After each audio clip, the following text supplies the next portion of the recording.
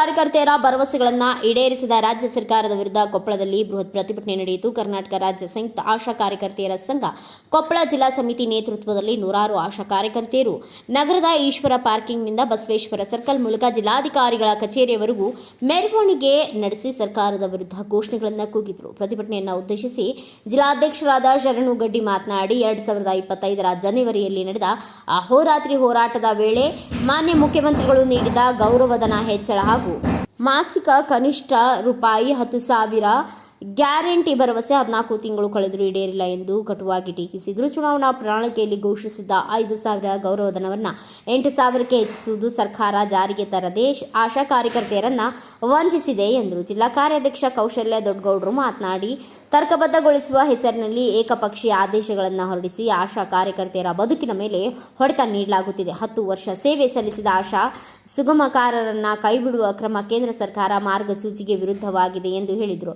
ಪ್ರತಿಭಟನೆಯಲ್ಲಿ ಗೌರವ ಅಧ್ಯಕ್ಷೆ ಶೋಭಾ ಹುಗಾರ್ ನಿರೂಪಣೆ ಮಾಡಿದರು. ಜಿಲ್ಲಾ ಮುಖಂಡರಾದ ಗಾಯತ್ರಿ, ರೇಣುಕಾ, ಅನ್ನಪೂರ್ಣ, ಶಿವಮ್ಮ, ಜ್ಯೋತಿ, ಲಕ್ಷ್ಮಿ, ತಿಪ್ಪಮ್ಮ, ದೀಪಾ, ಅಮರಮ್ಮ, ಶಬಾನಾ, ಶಾರದಾ, ಲಲಿತಾ, ಸಂಗೀತಾ, ಶರಣಮ್ಮ, ರಜಿಯಾ ಬೇಗಂ, ಗಂಗಮ್ಮ, ಹನುಮಕ್ಕ, ದೇವಕ್ಕ, ನೀಲಮ್ಮ ಸೇರಿದಂತೆ ಇನ್ನು ಅನೇಕರು ಉಪಸ್ಥಿತರಿದ್ದರು.